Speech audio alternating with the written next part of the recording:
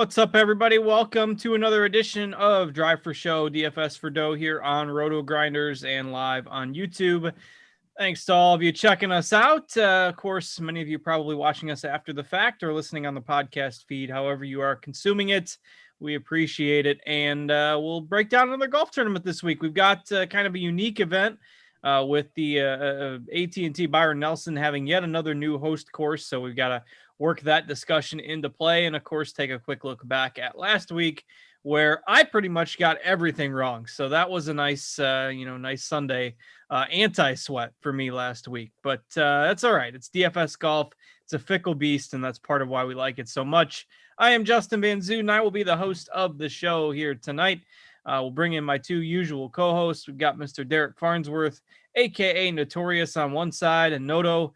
If you got, really any money back last week, you had pretty much a better week than I did. So I used up my good karma the week before, but how was your week there last week? Yeah, so it sounds like slightly better than yours. Ended up going with the full PM AM draw for my main lineup, and that still didn't work out very well. Got a little bit back and then made 150 lineups in, the $15 and had 2 6 of 6. And I didn't have one guy in my player pool that was at +2. So that was a little frustrating to see that move late in the afternoon. And I know Bryson was a little frustrated too after he took the flight home. That was pretty funny to see him come back in the top 10. That was pretty impressive. Yeah, so, Bryson must follow the TV announcers discussing the cut line, and so surely he didn't think he'd had a chance because the broadcasters always get it wrong. But, of course, as we all know now, the wind picked up Friday afternoon. I think he was like T79 or something when he finished his round and ended up getting to 65 and, had to turn it back around and said he flew back to Charlotte at 2:30 in the morning on Saturday, and his tee time was at 7 o'clock. Or 7:10 or whatever, and then he still ended up with the top 10. Must be nice out of that. So just more of the casual 6 figures or whatever. When you thought you had missed the cut on Friday, but these guys who thought that they didn't have much of a chance, but it was pretty brutal there on Friday afternoon. So we'll bring in Mr. Tyler Tamboline as well. Tambo, how was your week comparatively speaking? Not great. No. All right. 3 for 3. 3 for 3. Yeah, definitely. The Bryson, he should follow Kevin Roth, get a little bit of the weather report. He should have known about those afternoon winds. The PM AM stacks did come through. I did not have nearly enough of those, nor did I have enough or very much at all of Rory McIlroy, but good to have him back. I think, from a golf fan perspective, my DFS side of things, and the year just continues for me. I'm not winning at PGA. I'm winning at, MMA, MLB, NBA, LPGA. PGA will not come through for me yet. So I'm hoping it's this week leading into next week for the major season, but still having a lot of fun with it. I thought from a watching or a viewing perspective and a fan base, the tournament was great to see and good to have Roy back in the winner's circle. It was awesome. Oh, it's nice that your other sport wins can help fund the PGA community. So that's man of the people, right? That's all right. Hey, sometimes you take the lumps and the wins in the other sports, and the breaks all even out in the end, right? That's what they say. So one of us is going to have a big week this week or next week with a major. Can feel it. So Noto, thoughts on the event last week for you outside of what we've talked about already? Yeah, well, I'm glad we wrote off Rory McIlroy. That was pretty good for the show. It was impressive seeing him win. He started off pretty slow on Thursday, put together 3 really solid rounds in a row. And for me, that last hole where he decided to take the drop, very interesting. I don't think a lot of golfers would have actually just taken the drop. I think most would have just tried to chip it out. I don't know. I saw so many guys hit it in that water. Take the drop and then end up doubling or tripling that hole on that final day. So for him to hit that approach shot onto the green was really impressive. Abraham Ancer making that run was fun to watch. He was just nails on that back 9, hitting every green. I think he hit 17 of 18 in the final round. And I love that tournament. It's a great golf course, a great event, and sets up for a really nice finish. If you had Bubba Watson and you had a sweat, that was pretty rough at the end. Or Cam Davis too. I think he he went double bogey, and I think Bubba went triple or something like that on his last two. So a lot of blow-ups there at the end. But congrats to Rory. Golf is in a much better place with him back in the winner's circle. And Answer had a chance to birdie all three of those holes, which are, notoriously some of the most difficult holes on the course. So it was a pretty interesting finish there. While we did kind of get a lot wrong last week, as evidenced by our results, Noto did have the nice call there on Keith Mitchell, who was in the mix and in the lead heading into the final round. And, I'm the biggest Keith Mitchell fan there is, but had played him the week before. And we talked about how he lost like 9 strokes putting on Sunday the week prior. Well, it came out after lock that he was had a busted putter on in that final round. So obviously that's part of the explanation for why he would have lost 9 strokes putting. And, my take on him would have been a whole lot different had I known that prior to the tournament starting last week. But unfortunately, that was not the case. And just kind of went along with everything else. Didn't have the pieces right. Of course, Noto and I weren't on Patrick Reed, so you pretty much could lock in that top 10. You knew that. Hey, funny story. He was in my main lineup, so maybe it's not me. Maybe it's not me. It's just me. It's 100% me. It's only me. That's fine. I'll be the fall guy for Patrick Reed. So was that a switch up for you then, based on the weather? Yeah, so all 4 of my core plays were on the wrong side of the draw. So I tried to tweet out an update and post it in Discord, but I mean, it was pretty late Wednesday night. So hopefully somebody saw it at least, and just went with the full stack. And, Reed was one of the guys that I spent up on. All right. Well, that's good. I'm glad we've isolated that just to me. That makes me feel great. All right. Well, let's go ahead and start digging into this week. We've got the AT&T Byron Nelson, which I don't know if it's the black sheep tournament on the PGA Tour these days. It just seems to kind of always get a bad rap.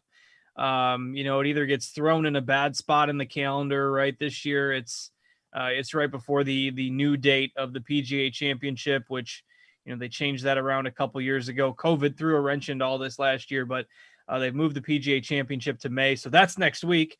If you haven't been looking ahead at the schedule. So we've got the Byron Nelson the week before the PGA Championship.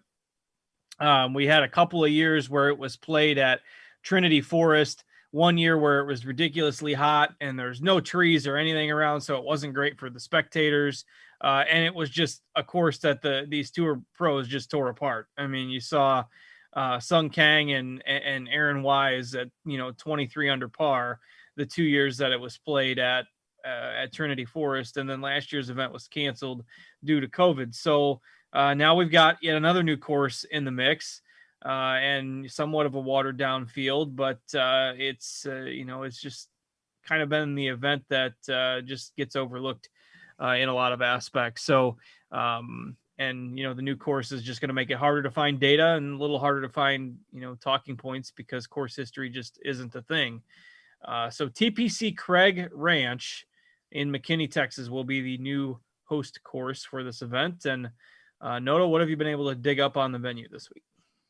Yeah, so we shouldn't pretend like we know how it's going to play, because we really don't. We don't have any data to work with, like you mentioned. It is a new course, par 72, nearly 7,500 yards. It looks like the par 5s, there's 4 of them. They're all going to be reachable by the field. The longest one's about 570.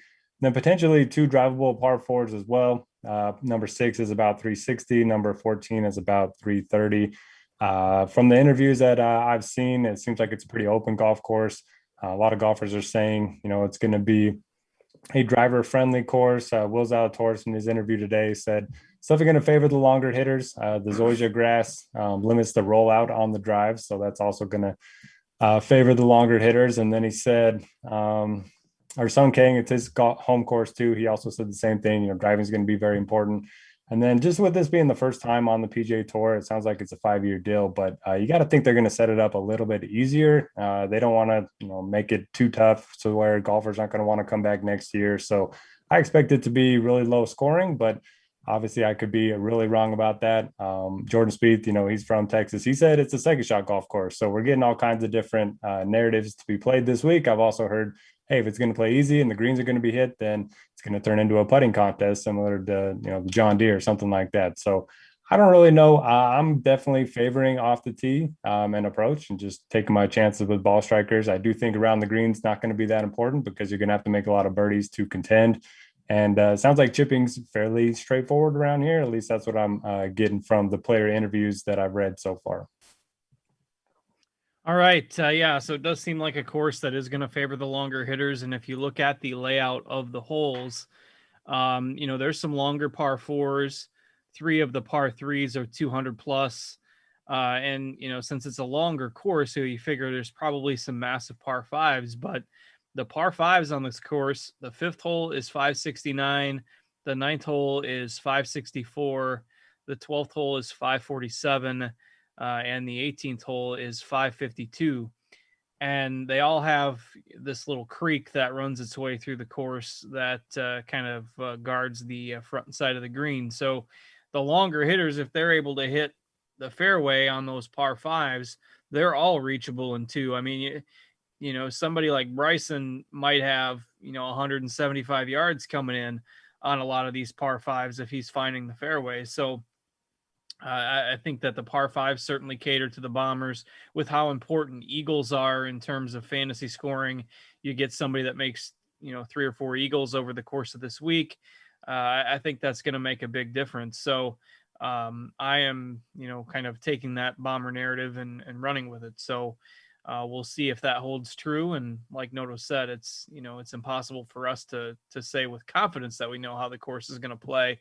And we're just going off of, data and quotes, but that's what we have to go off of here. And if you can get an advantage and that ends up being how it plays and you play all the bombers, then, it's advantage you. So Tambo, your thoughts on the layout of the course here this week? Yeah, I like a lot of things you both just said. With Noto's point, it's obviously tough. Can only go off of what we hear these guys say. These are the guys that have played the course, have been out there, have seen it, things that they're mentioning. No bottom line looks like, and if you've done any of the overview stuff, I certainly did, where you could see it. It looks really open. Guys off the tee definitely have that advantage. Then you just got to get it up there. And then I think it will come down to a bit of the putter. But at the same time, if you got a shorter, more accurate hitter, if they get it, they're throwing darts all day, that's going to lead them to having shorter putts that they have to make and a little bit, less. The greens won't be as fast, I'm trying to say, and things like that. I think we'll have it, we've got a major next week. Like you said, I think they're trying to set it up. I'm with your mindset there, Cards, the way you're running with it. Eagle makers certainly sounds like a good thing. I'm not sure if we're running off a cliff together, or if we're running into the promised land here, but I'm going to get after the upside. We don't know enough about anything else. I don't really care as much about the 2008 and the 2012 Nationwide or the Corn Ferry Tour second stage qualifying. Like, it's cool that they've seen it and they've been here before, but a lot of that stuff, the sample size is so limited from so long ago that, Spieth and Brooks coming T26 here and not getting out of the second stage many years ago really has nothing to do with who they are today, right now, this field, the setup, all the things included in that. So I'm going to be targeting upside. You'll hear me talk about it throughout all the guys I'm going after. Scoring upside, 6 out of 6 is going to be big this week if you can get through, because there's going to be so many points out there to be had. Wind sounds like the only defense of the course. If that gets going out there, much like they said the same thing the last 2 years at Trinity Forest. Basically, everyone's like, oh, we're playing a Muni. Like, why is it like this? Well, they all, after Wise got swerved by his girlfriend there, thought he was getting the winning kiss, didn't get it. The bottom line was in those final interviews is the wind never showed up. And that's why those scores were out there. No different than when Sung Kang got it done. So as long as there's not much wind here, and it doesn't look like there will be as of right now, I think the scoring is going to go super low here. I know Noto saw this earlier because he commented, but our old colleague Josh Culp, who wrote for Rotogrinders for a long time, works over at NBC Sports Edge and Numberball now, a great DFS golf contributor, tweeted out earlier today. Wasn't sure if this was a sign, but he was doing the old, digital horsies that are going around these days, and I believe his horse is named First Round Leader.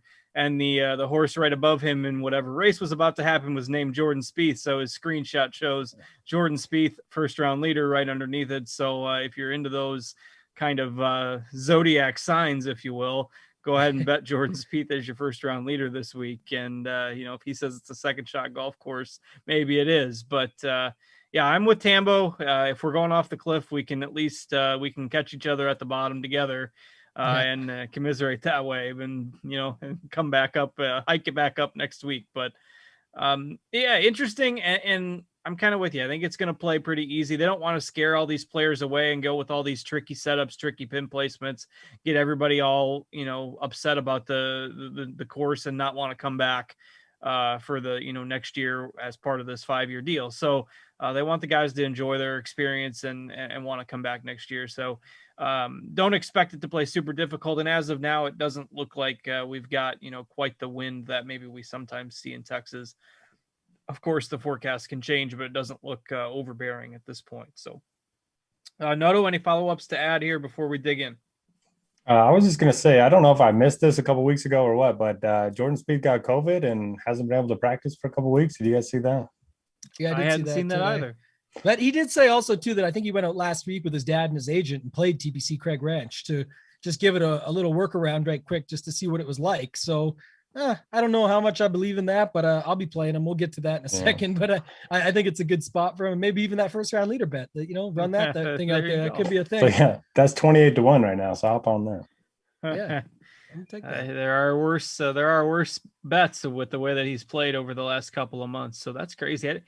And all things aside, I mean, you'd think a good portion of the golfers, at least those that want to, have been vaccinated at this point. And the side effects of the vaccine are so kind of out there. My wife and I both got our second doses last weekend, and I was largely fine, but she was really down and out for a day and a half. And then I heard Brad Lidge, former baseball closer, say that he got his second shot and got a 105.5 fever after getting his second dose. And so I don't know, his antibodies must really kick in. So he's definitely good from COVID. But you start to think that we'll see less and less of these the cases. I know the last few weeks there's been some players withdrawing, but as more and more that wish to take the vaccine get it, we'll probably see less withdrawals on a weekly basis. But Spieth wasn't in the field for those particular weeks, so that's why he didn't get the whole press release and all that stuff with his diagnosis there. So he didn't have to withdraw from an event during that time. So in any case, all right, let's go ahead and dig in and break it down. And of course, Dustin Johnson withdrew from this event right after the pricing came out. So, the salary distribution is maybe a little bit different than it otherwise would have been had, the DJ withdrawal been known before based on how the sites kind of price the players. But so DJ is out. Obviously, don't play him. And that leaves us with 5 players above that 10K threshold. And again, not quite as strong of a field, maybe a little bit stronger than what you would normally see the week before a major. But we've got Bryson, we've got Rahm, we've got Spieth, we've got Matsuyama, and we've got Berger, the 5 golfers above 10K on DraftKings. I'll let Tambo have the first crack at this top group. Prioritizing distance, it seems like, Bryson would obviously have to be the starter in this conversation then.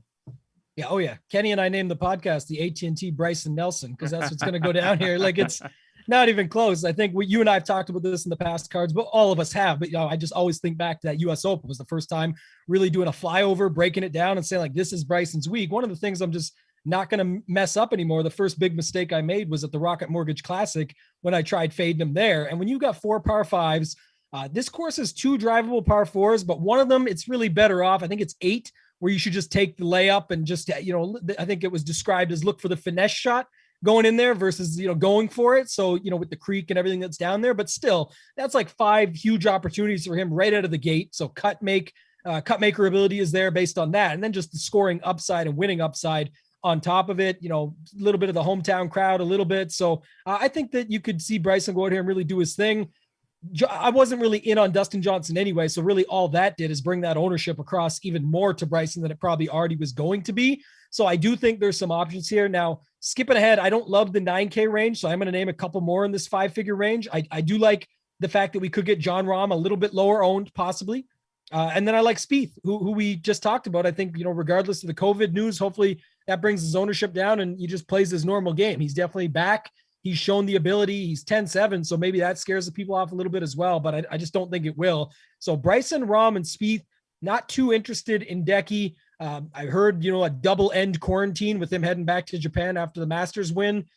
I can't imagine he was doing too much, and whatever. He's over 10,000 anyway. For me, that's not really a guy I go to in spots like this. And I guess Daniel Berger could be interesting as maybe a lower owned play in here with everybody going up top. But Bryson for sure, Spieth, and then Rahm. Those would be my top three in there. All right, Noto, I'll let you follow up on that. Yeah, I'm surprised to hear you don't like the 9K range, Tambo. I think most of my builds are going to start with 2 or 3 of those guys. But it's definitely, makes a lot of sense to start with Bryson. You mentioned the length off the tee, obviously much better with his long irons and his wedges. And there's going to be a lot of those hit. I think 3 of the par 3s here are at least 200 yards, and then he's going to have those 4 par 5s as well. And he lives like minutes from the course, so he's going to be able to sleep in his own bed. That's always a positive in my eyes. If he thinks he missed the cut, it'll be easy for him to come back. Yeah. There you go. Rahm, I agree with you on Rahm. I mean, miscut, that was his first one in nearly a full year, so not worried about that. I think he's going to bounce back just fine. Spieth, I'm a little bit worried about the COVID thing. I mean, he said he wasn't expecting to shake off rust at this point of the season in his interview today. And I love him next week, so I don't mind being underweight on him this week and then hoping, he has a little bit of a down week, although I did that at Valero and then it burned me. So maybe I shouldn't do that again this week. Yeah, well, I'm just going to cut you off for 2 seconds. It's your thing, Noto. You're the one who sold me in the past on this exact motto with Spieth: wide fairways, open access, easy greens, a birdie course, things that he can do. That's just what he does. And now it's the perfect setup for him. The COVID thing for sure, I'm with you. It doesn't worry me as much, but I could see why it would worry you. But you've set me up for playing Spieth in this spot, just so you know. See, I've done a 180 on Spieth in that regard. I like him on tough courses where everyone's going to be making bogeys, but I don't know. Well, I guess he's changed his game a lot recently. Now you can play him anywhere, but for the longest time, he was making doubles on like the easiest holes on the course, and so I don't know. Anyway, I don't know what I'm going to do with Spieth. Probably going to be underweight. I'm off of Hideki.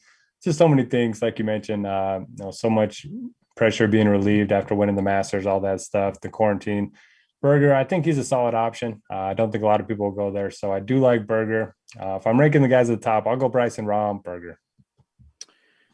And speaking of next week for the PGA Championship, they've got that course set up at about 7,800 yards for next week. So that's going to be really interesting to break that down and see where the Bombers land next week as well. But unanimous on Bryson here at the top. I don't have massive conviction on the other guys. I think Berger is probably the safest of the rest, with Matsuyama, the concerns that Tambo mentioned, Spieth, the concerns that Noto mentioned, and Rahm, just not looking sharp last week and this being the week before the major.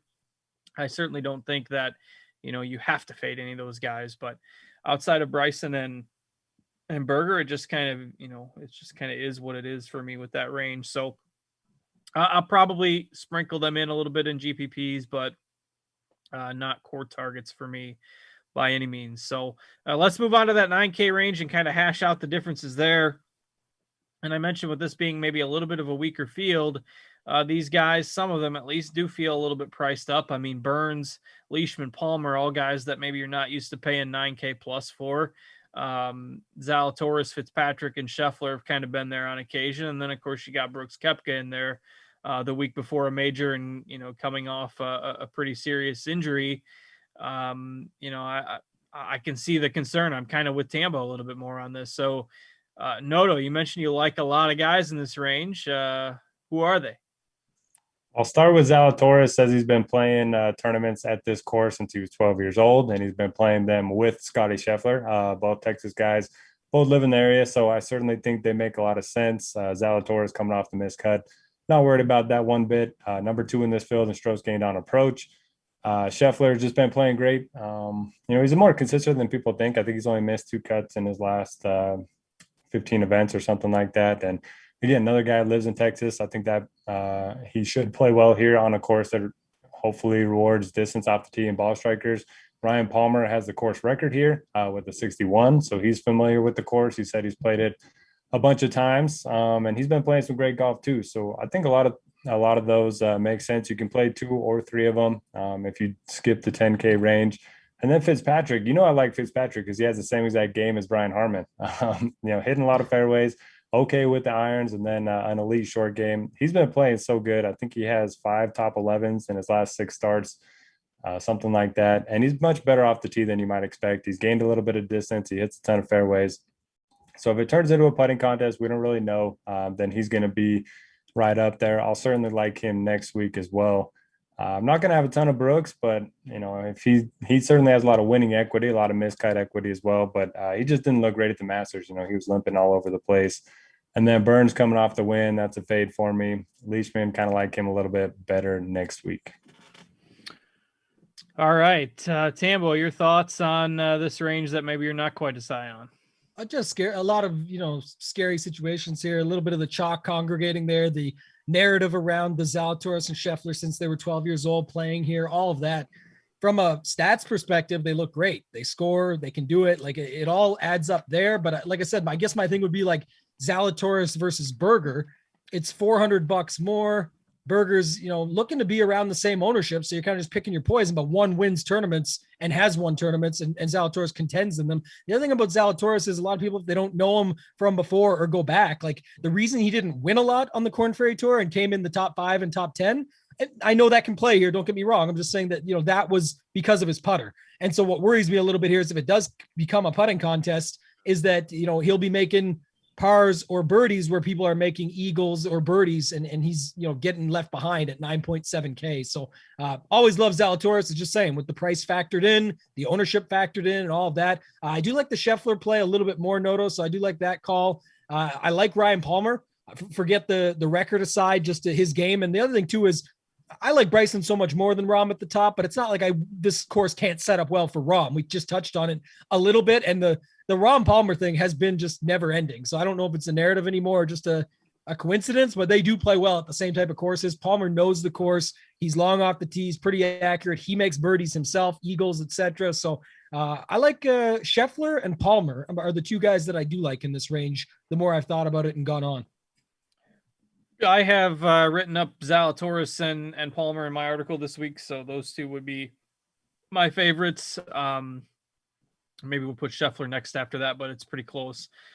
Definitely a clear Zalatoris and Palmer 1-2 for me, though. I think Palmer's another one of those guys that maybe doesn't always get the attention or respect that he deserves, though his ownership is a little bit higher. Our projected ownership on him a little bit higher than what I had kind of originally anticipated. The way he's been playing, he definitely deserves more attention in the media and whatnot than he actually gets. So we'll give him some credit here, and that'll I'm sure make him feel a lot better. So all right, let's go ahead and move down into the 8Ks, and this is where you can start to notice a little bit more that the field is a little bit thinner than what we're usually seeing. I mean, our previous value play, the Schwartzel that I've been on for the last couple of months, he's up to 8,100.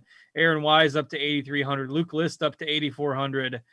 You've got Thomas Peters in the field this week, and even Siwoo Kim is up in the high 8s. So it's where your lineups are going to look a little uglier, relatively speaking, this week than they have the past few, or that they will next week at a major. So this is the range where it starts to become a little bit of a struggle for me.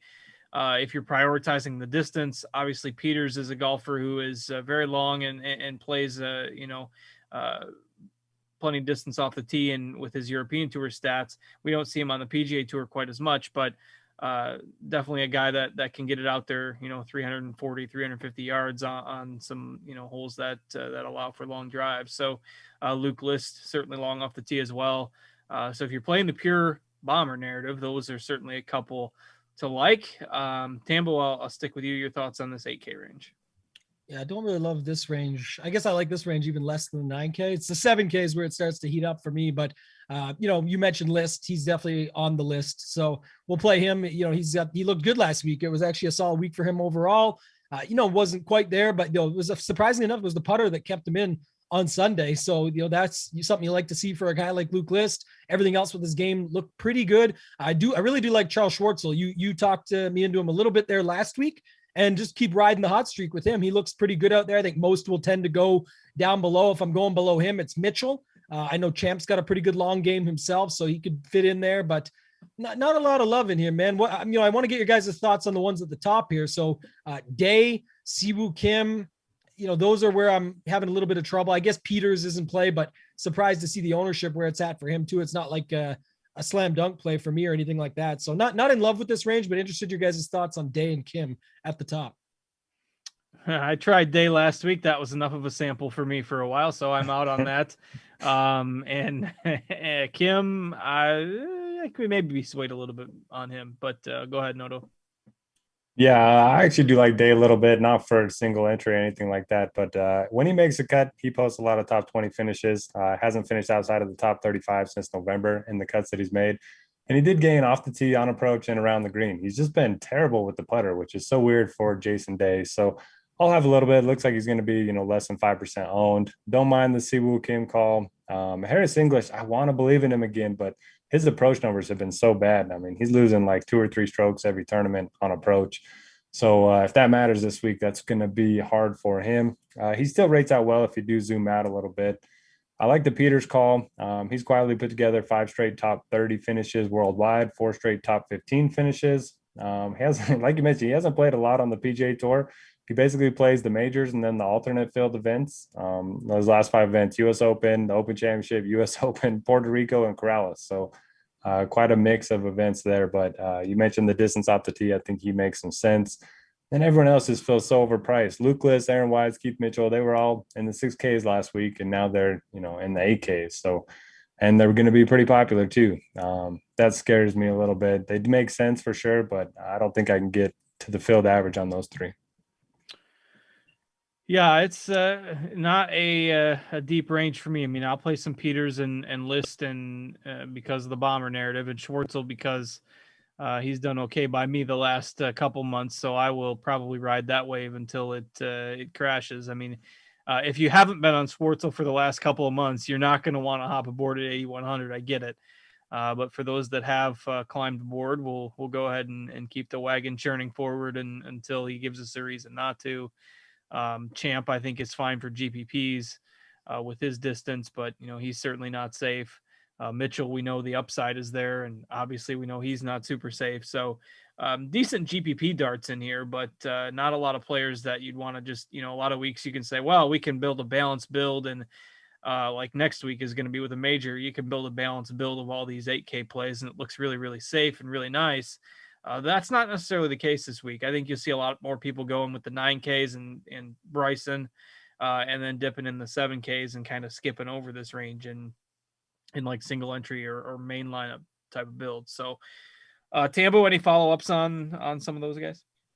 No, I agree with you. I believe it's Noto and myself on the Wednesday night show tomorrow night, premium show. If you guys want to check that out, we'll be going through all of the builds and trying just to see what that looks like, because that's what I'm interested to see. Like, maybe just in saying that, and I've done quite a bit of an overview this week, and I didn't love the 9K range coming in, but just hearing some of Noto's thoughts and now really thinking about this 8K range out loud here and just the build types, it almost is like, Bryson, skip the range or use an 8K guy or 2 and go down, or start in the 9Ks and just build some of those lineups. And I'll probably, you guys know I build in sets. That's what I show pretty much every Wednesday of what I'm doing. And I think that's what it's going to be again this week, right? Maybe get sold a little bit onto that, but either way, it looks like the 8K range is going to go pretty overlooked in general. I will be watching you two on the Wednesday night show just to make sure you X Ricky Fowler out of your player pool and you don't try to cross that bridge again. Are we good? We're good on Fowler. You remember last week what we said? Go ahead, Noto. You go first. Go ahead. I mean, wrong side of the weather draw. It wasn't his fault. Oh, yeah. No, I was going to say that Cards and I, it was this show last week when we discussed it, and I said, maybe you saw me. I said, I'm off Ricky now, which I stuck to. I said, but I'm off Rory too. So I said, I'm going to go with Jason Day. And of course that didn't work out. And it was Rory was the real one. It's the real Rory at the top. So should have went with Rory McIlroy, and that would have fixed it all and left Day and Fowler out of this stuff. But yeah, definitely not in on Fowler anytime soon after that last week. I didn't remember that I actually talked you off of him. I couldn't remember where we landed on that. I just know that you guys talked about him.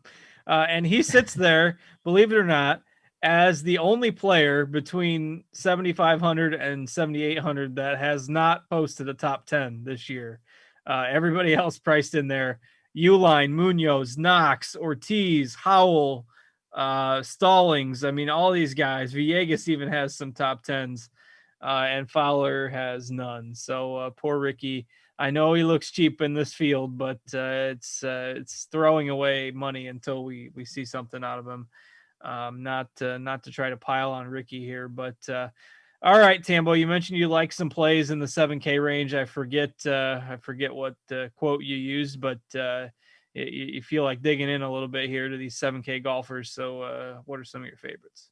Yeah, I forget the quote too, but I do like this range. So we'll go with that. I like Taylor Gooch right at the top, 7,900. He'll be popular, but I think it's for good reason. Again, he's one of the guys that's basically, not much of a difference between him and some of those priced up 8K guys, and he's sitting there at 7,900. So I'll certainly go there. Charles Howell, Carlos Ortiz, those guys both have upside. Howell's actually been playing some really good golf, so I think that's pretty interesting. But Ortiz is a guy, won in Texas already, Texas resident. That sometimes helps. But I think, again, this is where you're going to be taking on some of that risk, but realizing that if you do get them through, talk about some upside over the weekend with a guy like Carlos Ortiz that you can get. Same with Munoz, same with Scott Stallings. One that I don't like in here, well, I mean, I'll just stay on the top of the range so I don't talk all day because I do love this range, but I don't know if I'm loving that Doug Gim chalk, and I'm a Doug Gim truther. Been on him quite some time, but there is way too many plays in here for me to get stuck on him. And I know that we normally talk about this in the 6K range. And yes, we do have 100 guys in the 6K range that we could bring this point to.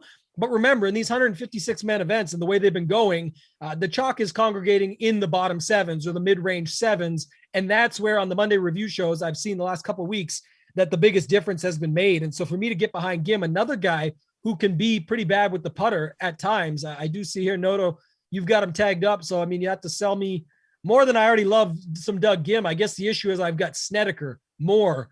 I even like some Ben Martin. Like, there's just so many guys. Straka, Kazire. There's so many guys under 10%. Hoagie, name them all. But sell me on Doug Gim, Noto, or let me know your thoughts on this range because it's tough for me to go there with that much ownership. Yeah, going to be popular for sure. But I think rightly so. Like I said, I'm just going to play the guys that I like, look to differentiate elsewhere.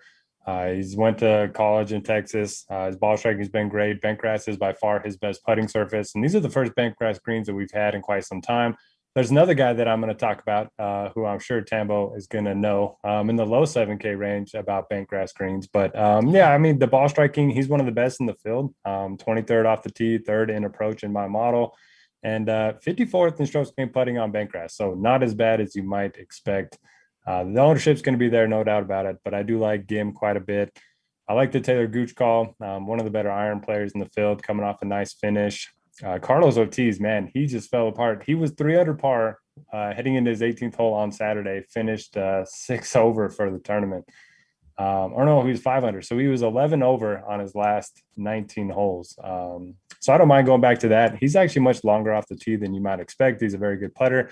So it kind of all just comes down to his iron play. Everyone else in this range, I don't know. I mean, Knox doesn't really seem like a good course fit. Uline, he's been playing well.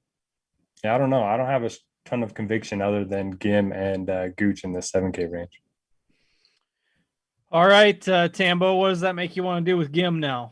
I still don't want to play him. I guess my bigger thing is that there's just, I get it and it all makes sense, but I like Snedeker. He's been playing some really good golf. I like Moore. The thing about Moore is like you look at, again, you can't get much out of the stuff that we're bringing in. We're trying to talk about as much information as we can to make some sense of it. But one of the things I saw that stood out to me was just his run on TPC courses and low scoring courses is pretty strong. And I know he's not the longest, but he's extremely accurate. That's why I said some of these little bit shorter, but pretty accurate guys. And those par fives aren't super long. So there is still some opportunity there. So I like a guy like him. Ben Martin. Interesting point was brought up. Sundog Monkey on Twitter. Kenny and I have had him on the show a couple of times. Really great dude. And he brought this up in his article that Ben Martin, and I didn't even think about this stuff, but this is his last chance to get in. He's a Kauai Island native, so he wants to get into that major, of course. Played really good golf last week. I know because I used him in Showdown and whatnot. So I don't mind going back to him here. He's had some good results in the past on these TPC courses as well. 6.9%. There's nothing really going on there. And then just the guys you can take shots on, like Straka, Kazire, Hoagie can just score, man. Hoagie's a great play, I think, at 7.2K. We like our Johnny Vegas. I'll say it for you cards. So we'll go back to him.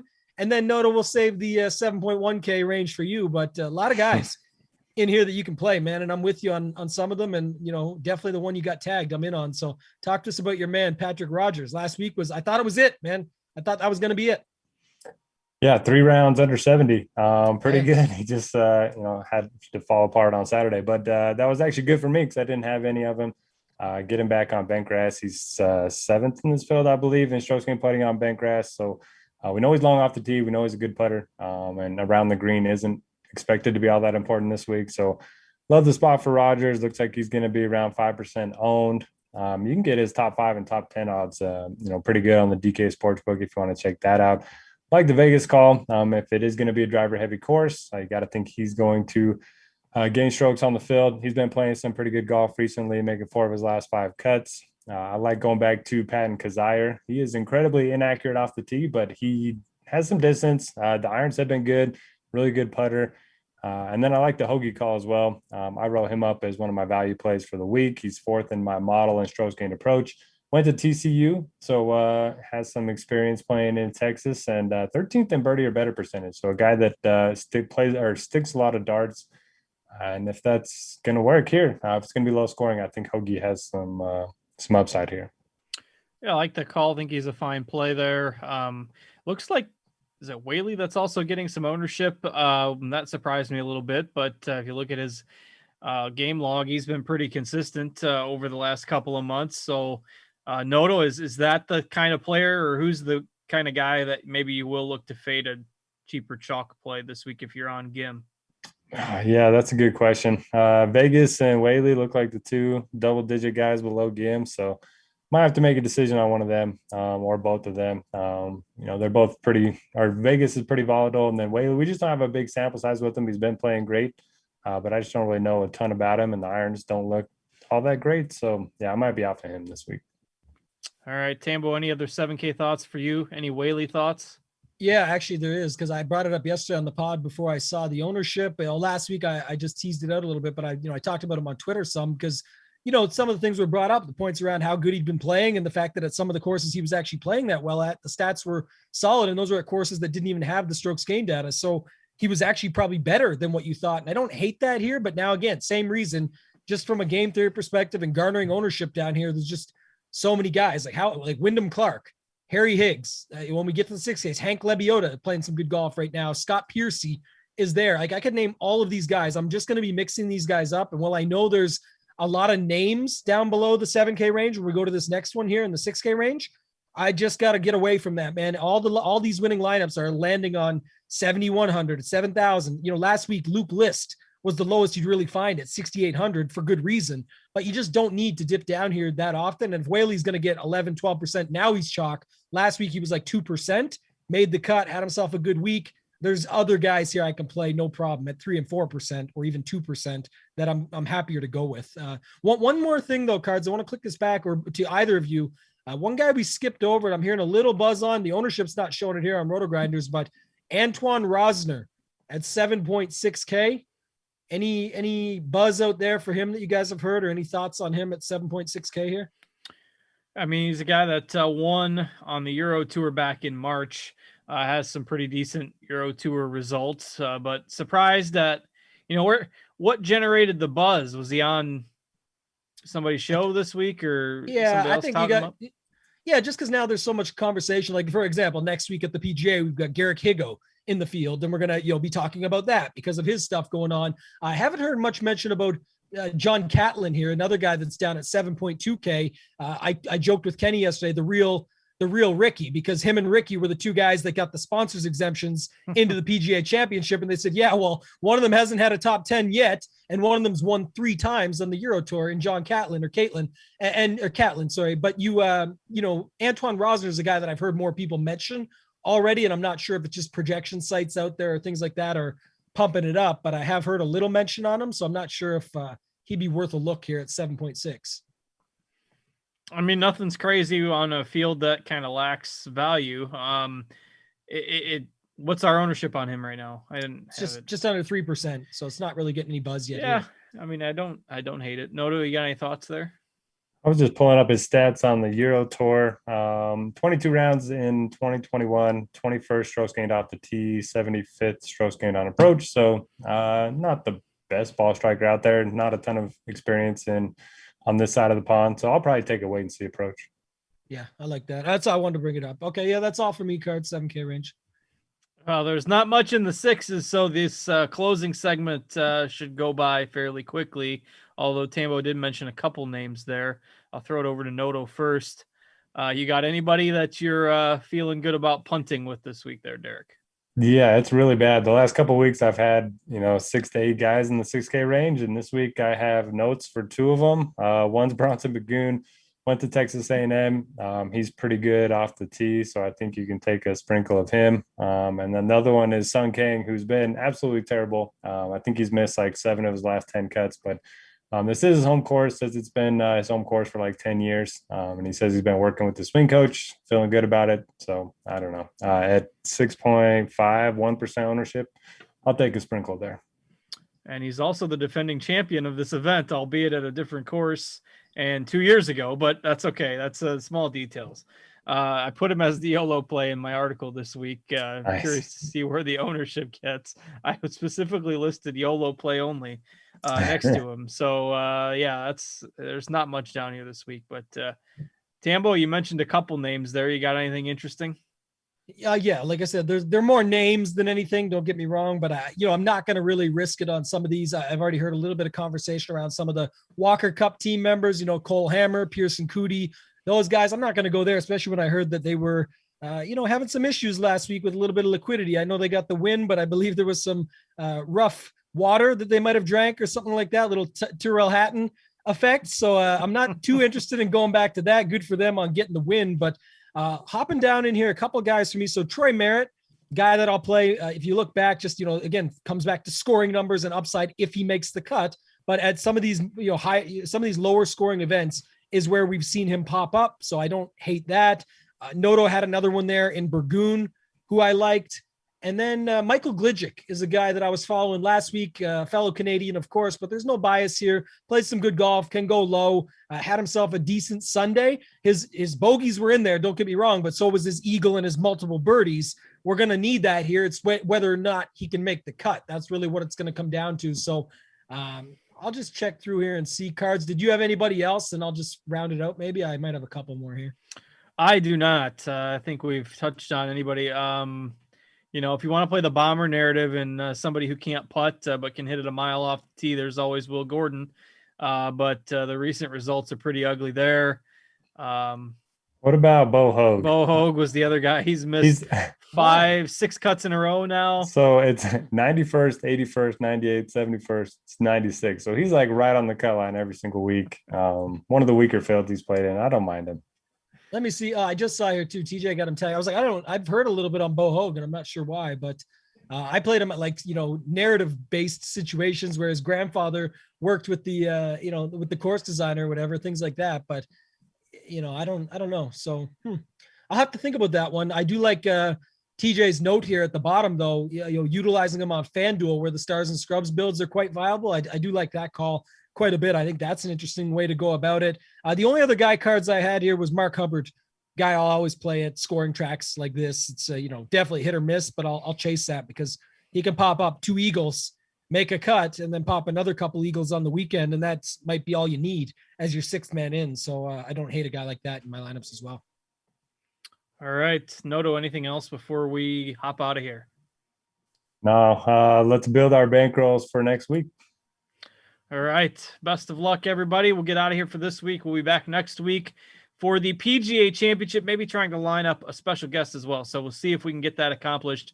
But in any case, the 3 of us for sure will be back here next week, breaking down the PGA Championship for you. Should be a fun one. A little bit odd to have a major in May for those of us who are used to the old PGA Tour schedule, but certainly not complaining. So we'll be back for that next week. Until then, thanks as always for watching. If you're checking us out on YouTube, be sure to hit that thumbs up like button before you close out the stream. We appreciate you watching, and we'll catch you next week, everybody. So for Noto and Tambo and our producer Eli this week, thanks for filling in for Devin.